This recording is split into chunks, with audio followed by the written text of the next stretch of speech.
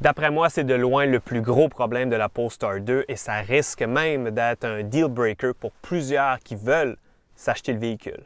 Bonjour à tout le monde et bon retour sur la chaîne. Dans la dernière vidéo de la série Polestar versus Tesla, je vous ai partagé les points positifs au niveau esthétique et des fonctionnalités de la Polestar 2. Aujourd'hui, on va s'attaquer aux points que j'ai un peu moins aimés de la Polestar 2. C'est parti! Les trucs que j'aime un peu moins, d'après moi, avec la Polestar 2, devant, c'est un cockpit. Il y en a qui vont adorer ce style-là. Ça fait vraiment comme si on pilote une voiture de course. Mon inquiétude, c'était que j'allais me sentir un peu plus renfermé. Je confirme que ça file moins spacieux qu'une Model 3. J'ai trouvé une position pour mon siège où est-ce que mon genou a suffisamment de place pour accoter. Par contre, je vous dirais, si jamais vous mesurez plus que 6 pieds 2, ça serait quand même important d'après moi que vous preniez le temps de vraiment faire un essai routier pour vous assurer que vous avez suffisamment de place. Et c'est pas pour rien qu'il y a cette console centrale-là ici, c'est parce que la batterie, on veut maximiser le plus de batterie possible et la batterie va remonter un petit peu dans la console centrale. Tout le monde en parle, je pourrais pas ne pas en parler. Les porte-gobelets, il y en a juste un. Il est mal placé. Aussitôt qu'on a un café ou une grosse bouteille d'eau, là, ça devient difficile de s'accoter en conduisant. Oui, on peut avoir un deuxième porte-gobelet si on ouvre la coudoir, mais bon, je me suis habitué, mais c'est vraiment pas ma préférence. Un des points que j'aime vraiment pas, c'est le son du clignotant. La rumeur dit qu'un ingénieur de son s'est rendu dans une forêt pour enregistrer le bruit d'une branche qui casse. Cet ingénieur de son-là a testé plus de 300 branches avant de trouver celle qui allait être utilisée pour le clignotant de la Polestar.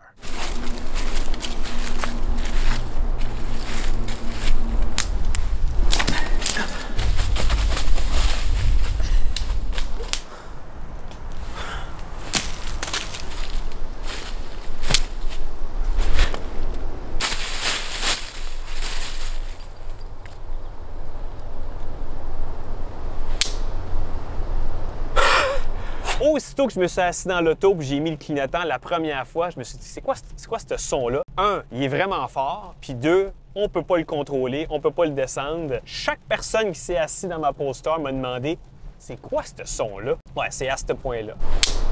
L'écran, il y a certains bugs que j'ai remarqués dessus depuis que je l'ai. C'est pas aussi responsive que celui-là de Tesla. Les éléments que j'aime le moins, si je veux changer de chanson ou aller dans une liste de lecture, je dois revenir en arrière, aller dans la musique, puis après ça, revenir dans Map. Et lorsque je reviens dans Map, ça, c'est ce qui m'agace un peu, la map ne travaille pas en arrière-plan pour économiser la mémoire de la tablette. Alors, quand j'appuie, il va y avoir un 2-3 secondes où est-ce que le GPS va dire « OK, t'es rendu où? » Et là, pouc! Là, ça revient. C'est pas aussi fluide que Tesla, ça, c'est garanti. Et autre point, malgré qu'on peut télécharger et installer des applications, il n'y a pas de Netflix, il n'y a pas de YouTube, Disney+, TikTok, il n'y a rien de ça, contrairement à Tesla. Moi, avec mes enfants, j'aimais bien ça lorsqu'on était arrêté pour recharger. J'aimais ça qu'on pouvait écouter les retours de Barbie. Ah non, on écoutait La Casa de Papel.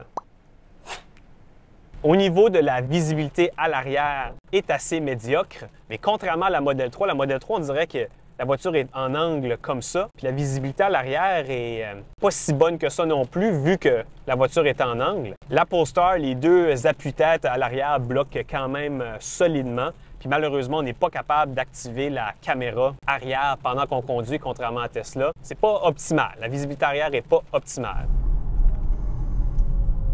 Polestar offre également une application, mais contrairement à Tesla, l'application est très limitée dans ses fonctionnalités. Seule chose qu'on peut faire, c'est voir l'état de charge. On ne peut même pas changer le niveau de recharge. On peut voir si les portes sont barrées et on peut activer, désactiver la climatisation. C'est tout. Puis même lorsqu'on active la climatisation, on n'a pas de contrôle sur la température. C'est 22 degrés automatiquement, que ce soit l'été, que ce soit l'hiver. On n'a pas vraiment de choix.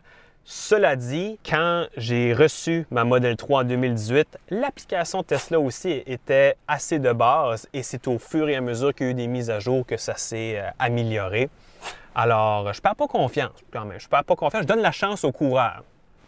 Au niveau du son, étant donné que j'ai l'ensemble plus, j'ai les haut-parleurs Harman Kardon inférieurs au son de ma Model 3. La Model 3, j'avais 14 haut-parleurs, un subwoofer, bref, la totale. Pas mal moins de punch, beaucoup moins de bass, beaucoup moins de définition avec le Harman Kardon qu'avec les haut-parleurs dans la Tesla. Ça, c'est une bonne déception, ça que j'avais, par contre. Ça sonne quand même bien, là. Ça sonne vraiment pas comme une Tesla. Je pense que le plus gros problème de la Polestar 2, c'est le problème TCAM. TCAM qui veut dire Telematics and Connectivity Antenna Module. On va appeler ça TCAM. En gros, le système TCAM, c'est ça qui est responsable de la connexion Internet et du GPS. Puis c'est également ce système-là qui permet de reconnaître les clés de la Polestar. La clé comme telle est quand même pas mal grosse, mais c'est pas ça le problème. C'est vraiment que le système TCAM peut arrêter de fonctionner. Donc, on n'est plus capable de débarrer ni de démarrer la voiture et étant donné qu'on n'a aucune connexion Internet, il n'y a pas de musique non plus. Et la seule solution non officielle pour le moment, c'est d'être un peu MacGyver et d'aller en avant, débrancher la batterie 12 volts, aller en arrière, débrancher la batterie backup du système TCAM. Je tiens à spécifier que j'ai moi-même vécu le problème de TCAM la première journée où je me suis assis dans la Polestar. La voiture ne reconnaissait aucune des deux clés. Mais j'avais un petit peu de mini-chance là-dedans, c'est-à-dire il y avait un employé Polestar qui était juste à côté, a débranché tout et en quelques minutes, tout était réglé. Depuis, aucun problème à déclarer, mais ça m'inquiète quand même un peu parce que des concessionnaires de Polestar, il y en a seulement 3 au Canada, c'est-à-dire à Vancouver, Toronto et à Montréal. Oui, le service mobile peut se déplacer dans un rayon de 250 km le plus près d'un centre de service, mais ça demeure quand même un petit peu inquiétant. Mini bonne nouvelle par contre, c'est possible d'utiliser notre téléphone cellulaire comme clé. Ici, on a pris le temps de configurer notre téléphone. Même si le problème de TCAM se présente, on est quand même capable de débarrer et de démarrer la voiture parce que l'antenne Bluetooth qui communique avec notre téléphone est séparée du module TCAM. Au moment d'enregistrer cette vidéo, le problème n'a toujours pas été 100% réglé, même que des Polestar qui sont aujourd'hui livrés qui eux aussi ont encore le problème de TCAM. D'après moi, c'est de loin le plus gros problème de la Polestar 2 et ça risque même d'être un deal breaker pour plusieurs qui veulent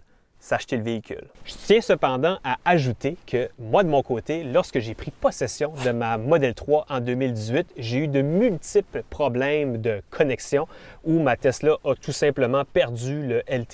Je n'étais pas en mesure de réveiller la voiture, activer la climatisation ou de faire jouer de la musique à l'intérieur. Mais je suis content de vous dire que ce problème-là, c'est réglé avec des mises à jour chez Tesla. Alors, j'ai quand même espoir que le problème de TCAM soit également réglé dans une future mise à jour de Polestar. C'était les points que j'ai moins aimés de la Polestar 2 versus la Tesla Model 3. Est-ce que j'ai oublié quelque chose? Laissez-le moi savoir dans les commentaires ici. Et dans la prochaine vidéo de la série Polestar versus Tesla, je vais vous partager ma perspective au niveau de la conduite, la performance et l'autonomie de batterie. Donc abonnez-vous pour ne pas manquer ça. Et d'ici là, bonne route et à bientôt!